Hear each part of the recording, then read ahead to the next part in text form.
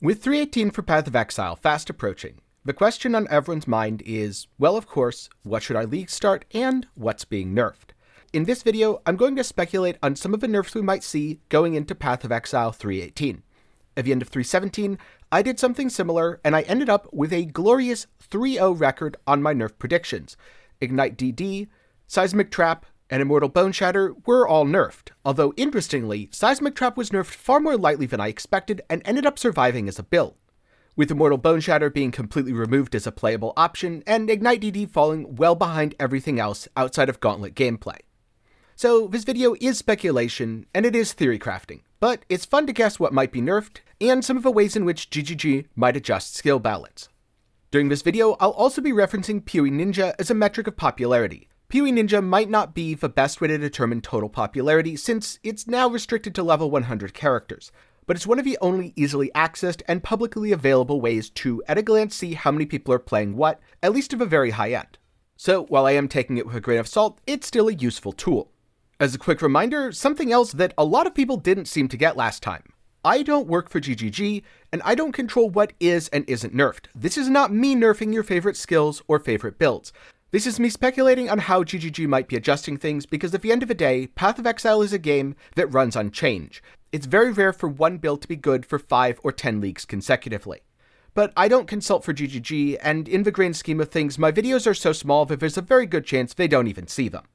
Now, I just mentioned that builds are very rarely good for 5 or 10 leagues running, and so I suspect that Lightning Strike is going to get another adjustment. It's been the dominant melee build and dominant attack skill for a few leagues now. It saw a bit of a love tap with a Hydrosphere change going into 3.17, but it's still sitting around 8% of all the builds played on PoE Ninja right now. It also scales incredibly well with both a lot of new mechanics like Crystallized Omniscience, and a lot of old ones like Alt Ailments, Trinity, and Nightblade. So what form might a Lightning Strike nerf take? Well, mechanically, I don't really see Lightning Strike as that problematic.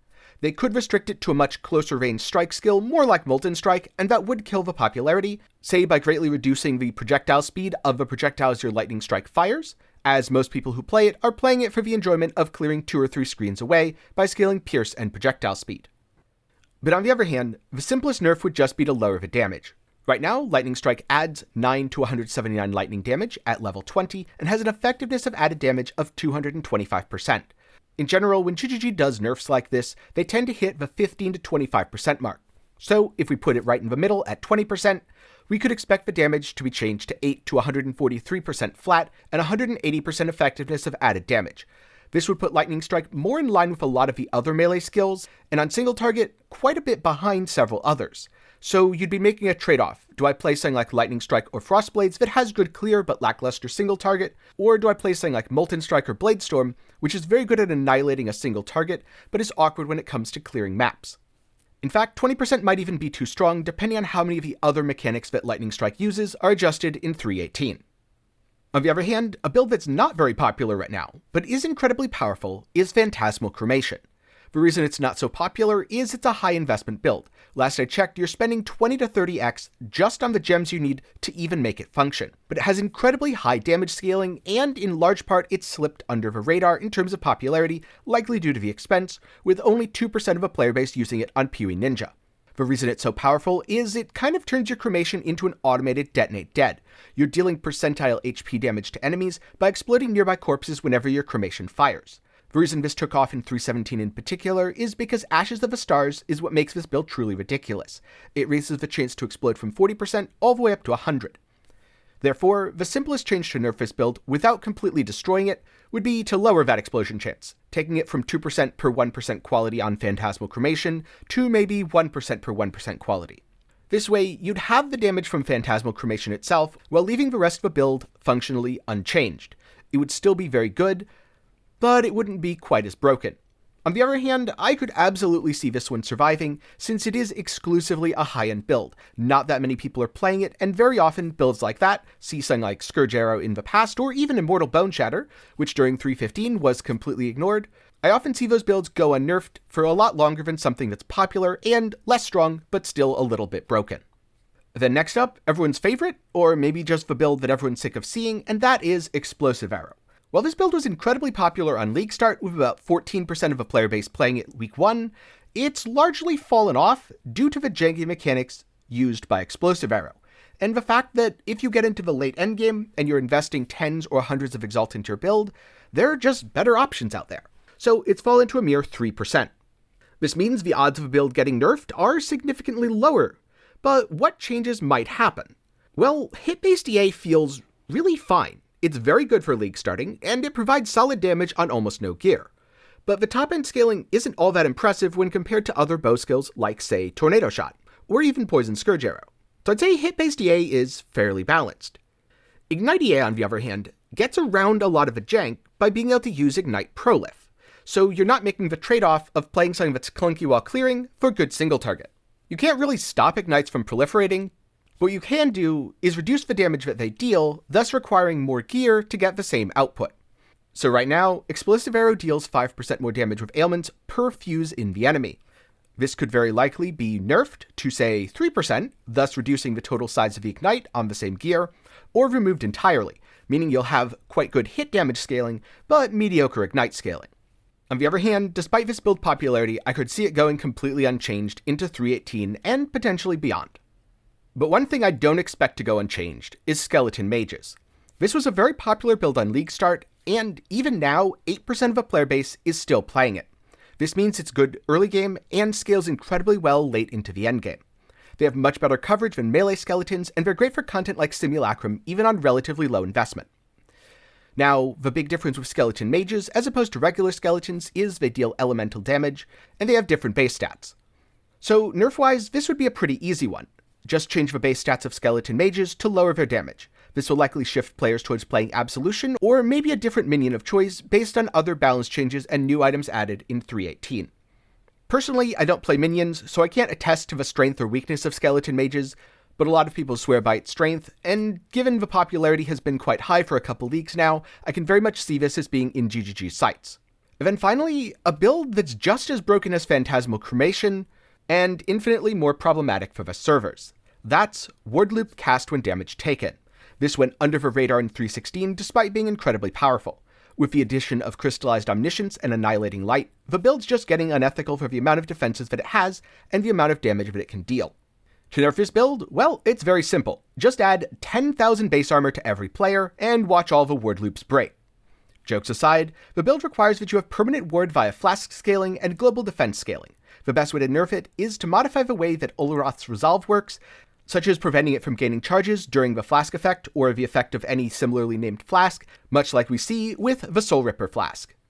This way you'd have some downtime on your ward and you'd need to build the character entirely differently, or it might not function at all because you wouldn't be able to survive during that downtime for long enough to get charges to get your flask up and running.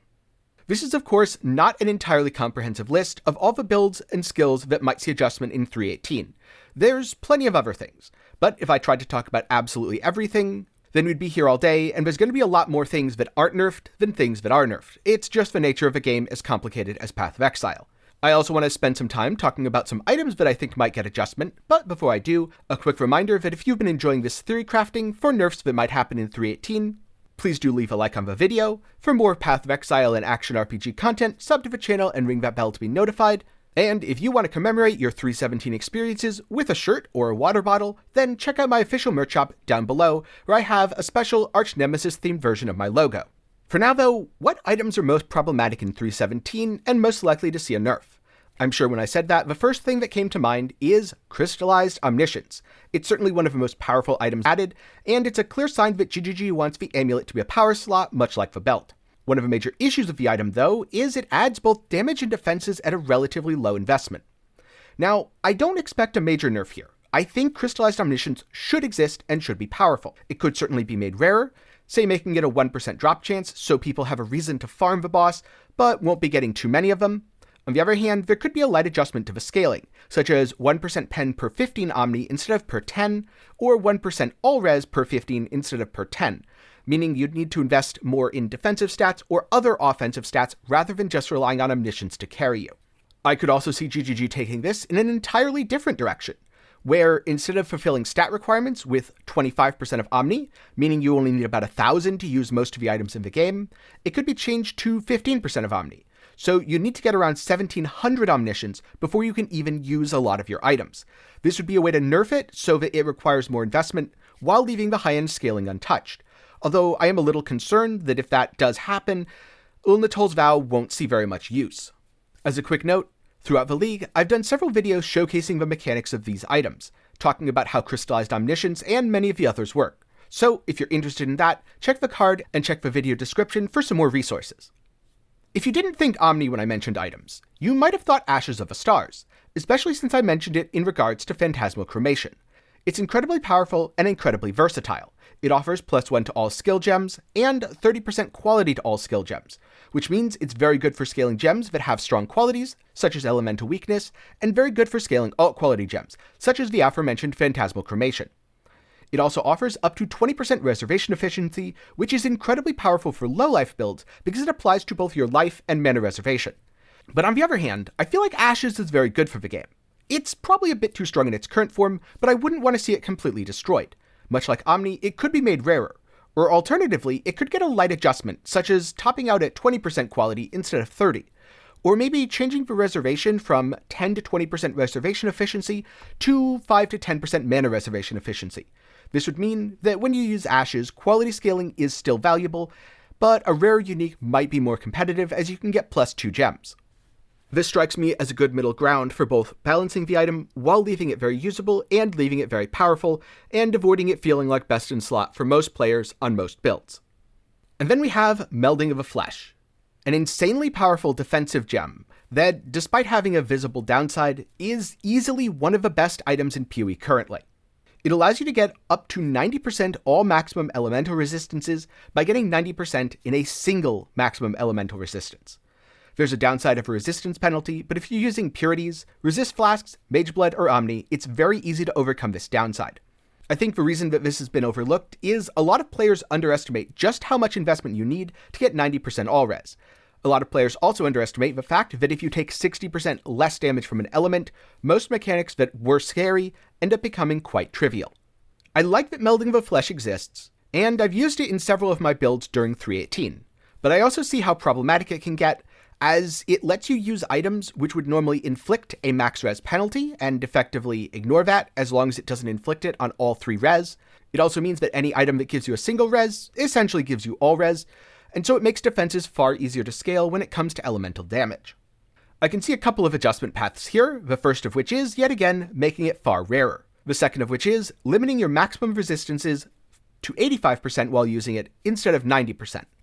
This means that while you can get incredibly powerful mitigation, you're only mitigating 40% of the damage versus 75% res, as opposed to 60%. Or the maximum res penalty could be increased. Right now it's -70 to -80, and it could be increased to -100 to -120. This would have the side effect of buffing a Doryani's prototype build, but it would also mean the gem requires much higher investment to use on a normal character. And speaking of defenses, the other defensive item that I could see getting addressed is Aegis Aurora. Aegis Aurora is the best shield in the game, because it allows you to scale your ES recovery based on a percent of your maximum armor. This recovery is instant, and it happens every time you block. You already want to be blocking, as that's a very good layer of avoidance. Furthermore, the shield has block on it, and it also has max res. Block is often lacking if you're in the top of a tree, where a lot of Aegis builds live, and that max cold synergizes with something like Melding of the Flesh. It's kind of a whole package, and it's only seen buffs with the addition of things like Divine Shield Melding, and several other newer mechanics, such as the ability to roll implicits that give max res on your chest, gloves, helmet, etc. with Eldritch currencies. Right now, it's really hard to justify a rare shield. Rare shields might be more damage, but your damage doesn't matter if you're dead, and why not be immortal? When I was playing my Righteous Fire character, and I was using Aegis, I found that my ES basically didn't break anymore. And so I was able to face tank things that otherwise would have been problematic, such as the Crystal King. In terms of nerfs, there's several ways to go here. First of all, the ES recovery could be lowered from 2% to 1% of maximum armor. Alternatively, the 5% max cold could be removed, or the shield could end up having a block penalty. If it has a block penalty, it's going to be a lot harder to get to the 75-75 that you need, even with glancing blows. There's a lot of ways to nerf this item to incentivize you to use the rare at the highest end, while keeping its character and not making it totally useless. And finally, alt ailments. There's been a lot of talk about these, starting in around 3.15, even though they were introduced far, far earlier. Sap is a defensive layer that's roughly equivalent to Fortify, Scorch provides similar res shred to running 2 elemental curses, and Brittle is plus 15% to critical strike. Yes, that's right, it is base crit, so it's very easy to hit 100% chance to deal a crit strike.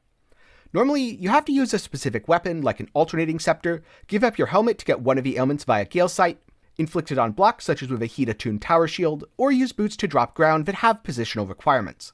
One of the most powerful ways to get it is giving up your amulet slot to use Leadership's Price. You get max res, and you have to balance your attributes, so it's far from free, but it does allow any damage to inflict it, so even if you're dealing pure fire, you get the full effect of Scorch, Sap, and Brittle. And to me, none of these feel overly problematic. They're good investments in your build, but they're relatively balanced as you're always giving something up. The one that feels unbalanced is Secrets of Suffering, given by the unique jewel, the Interrogation. You will give up your chance to freeze and shock, but this is a small price to pay for the full effect of alt ailments. So the adjustment I expect here would be GGG adding a penalty to non-damaging ailment effect to Secrets of Suffering. So that way, if you want to scale more than one of the ailments, you need to invest very significantly, and you're essentially giving up an item slot's worth of power regardless of how you do it. This would be a good way to balance the top end without nuking it out of existence. And so, those are some of my thoughts on what might be nerfed going into 3.18. Again, as a reminder, this is not me nerfing your builds. This isn't me telling GGG this is exactly how you nerf players' builds to make them miserable. There really isn't a grand conspiracy just to make you miserable. But Path of Exile is a game that's always worked based on change, and always worked based on changing up the meta. So a build that's good now won't be good in 3.20, or very likely might not be good even in 3.18. It also means, regardless of objective power, builds that are more popular are more likely to be nerfed. This is why Skeleton Mages and Lightning Strike are very much of a top of a list. On the other hand, builds that tend to break game functionality, like Phantasmal Cremation or Ward Loop, are also priorities, as that doesn't lead to a very fun game experience. It's fun to be overpowered for a little bit, but it's not very fun to be overpowered league after league. The game starts to feel boring and repetitive. This is actually a problem that a lot of high-end players suffer from, because they feel like they're just doing the same thing and nothing's really changing. And nerfs to high-end builds like that won't affect most casuals, as most casuals won't be able to afford the input costs to play something like that to begin with. If you are concerned about these build nerfs, well, don't worry too much. There's always going to be something new to play, and personally, I'm guessing that we're going to get new gems in 3.18, so there's going to be some cool new skills, at least one of which will be very broken and overpowered. In terms of new items, I could very easily see Omni, Ashes, and Melding getting some sort of adjustment, but I kind of doubt all three are going to get destroyed. If they get destroyed, there'll be no reason to farm the new bosses, and since the new bosses are a core part of the endgame loop, that would be a really strange decision. So they could be made rarer, or they could be brought in line with other existing items, but I suspect they'll still be strong. Now personally, I expected a nerf to Aegis in 3.17, and I was very surprised to not see one. So I'd be even more shocked if it goes unscathed for yet another league. If it is, that's probably something I'm going to be using a lot in the near future. And as for alt ailments, well, they seem to add just a little bit too much damage for the investment, at least if it's done via Secrets of Suffering. Though I suppose the same argument could be made of Nightblade. It does require that you use a claw, but if you're doing something like Lightning Strike or Spectral Helix, that's not too problematic, so I could also see that being adjusted in the near future. But for now, what do you think's going to get nerfed going into 3.18? Some of these builds and items? Or maybe something else entirely? Let me know your thoughts down in the comments below. Thank you for watching. If you have any questions, be sure to put them down in the comments below, or join the Discord, where you can ask questions, get build help, and hang out with the community. A special thanks to my patrons and YouTube channel members. They're awesome, and they get to show it by having their name on screen in the credits of all my videos. So if you want to see your name here, be sure to check the link in the description. For more general gaming content, check out my second channel, 10 Gaming Thoughts, and if you want a water bottle or a cool shirt, I have a link to my official merch shop in the description. I hope you learned something today, and I hope to see you again sometime soon.